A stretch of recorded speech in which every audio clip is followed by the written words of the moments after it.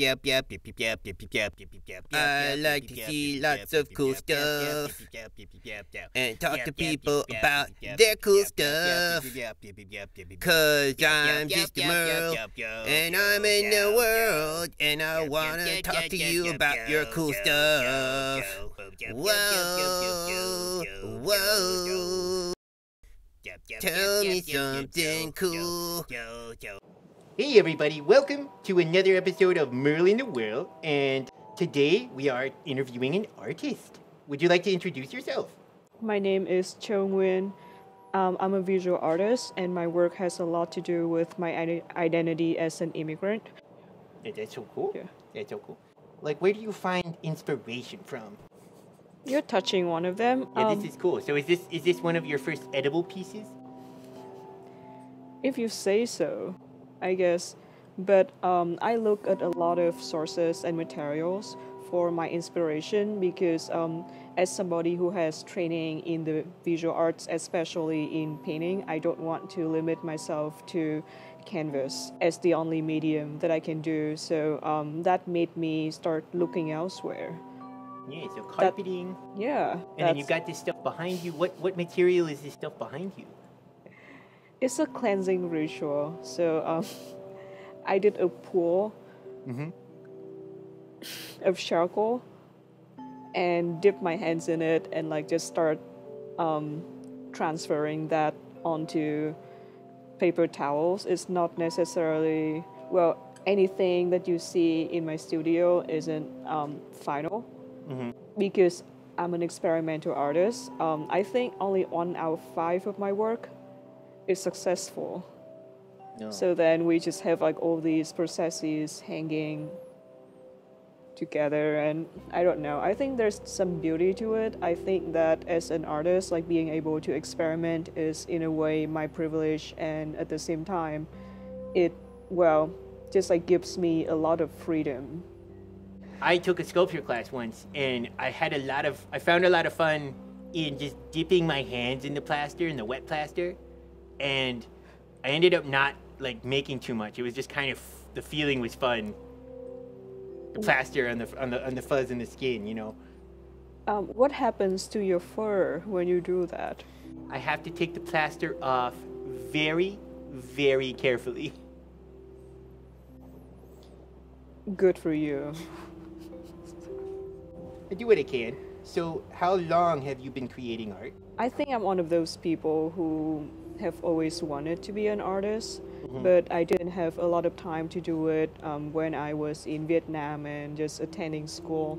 So I only started doing oil painting when I started college. Were you doing mostly drawing before college? Like in something that was like notebooks and sketchbooks that you could take with you before you could get bit into the bigger format stuff? Yeah, I guess you can say it like that. So what drives you to tell stories in this way? Well, see, I'm also teaching a class on painting and storytelling. Everybody has stories to tell. It is important, and it is also important to me that I am taking the time to kind of spread awareness that even if they are, I don't know, things that are just like left at the back of your mind, that you don't think about very often, just like having an understanding of these stories and being able to articulate them, being able to transfer them onto a visual medium, that could be really enriching and empowering as people. Yeah. I mean, the interesting thing about telling a story with any kind of picture, whether it's figurative or abstract, is you don't tell it linearly, you tell it all at once. And then it's up to the person looking at it, like how they want to look at it. With books, they tell you one word at a time. And I haven't figured out how to read a whole page at the same time yet. I mean, I try it, but you know, I do what I can.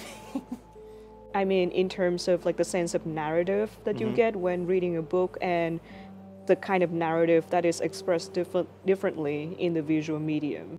Like, that's also going on. I mean, make work that requires people to spend more time with the work than just one glance. And I understand that the one glance is also important because some art is wired like that, but there is definitely some sort of translation happening between the two mediums that you can also see.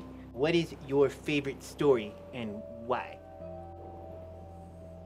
I mean, that's a hard one, right? Like, who has one favorite story? That's like... I know, I can't pick one myself.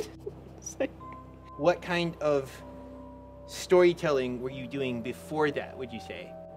I was a teenager. Okay. I did what teenagers did. You rebelled! Home by 11? Nuh-uh, Mom! I listened to music that I would rather not mention again. Oh, I have a shame box too.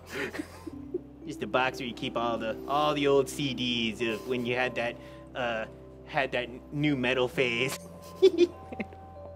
New metal. Yeah. Can you go into like how you change processes that a lot of people might consider trope? How are you trying to put them on their head or change them? Sure. Yeah, a lot of my work has to do with the connotation of Impressionism or Impressionist painting. And there is a common, just like conception in the West that Impressionist paintings are these like beautiful things in museums that you pay to come in and look at. And so what I'm doing in my work is I'm questioning this connotation of beauty, of like why these things are considered beautiful, why these are the canon of art history. So then in order to do it, I also trace it back to my personal practice, questioning whether or why my practice itself has a lot to do with Impressionism, which I trace down to what I saw as a child. So Impressionist painting for me means Impressionism as the point of colonial contact between Vietnam and the French in the 1920s. So then, with that in mind, I started to look at the medium again and see like how that connotation of beauty is affecting the current political like climate, the contemporary supply chain of images and paintings in Vietnam, and like why these images are still appearing in Vietnam but without its usual connotation. All right, do you consider yourself an intellectual, Morals? I mean, like, by monster standards, I guess I kind of am, because I like books so much. But that was like a happy accident, because I mean, most monsters just really like to scare people and lurk. And I mean, I like to have a lurk every now and then, but I've realized that the world is you know, that there's lots of variety and interesting things in it, and just like to learn about them and go after stuff, which is why I'm here. That makes sense. Yeah. Do you like this thing? I do. I really like the colors, and I like the flavors as well. With the little bits that come off. But I don't know whether that I'm the target audience. So in your work, I mean, this last question you've already answered so many, but do you have a specific tool that's like your favorite tool, like a paintbrush, or is like paintbrushes, get out of here? I use anything I can. Sometimes I do use paintbrushes, but I guess it's not the same way that you would think of people using paintbrushes. Yeah, I have this work which was done with a tufting gun, an industrial object with a lot of sharp edges. Sounds dangerous and fun. Yes, it was fun. I mean, I also have a sand project.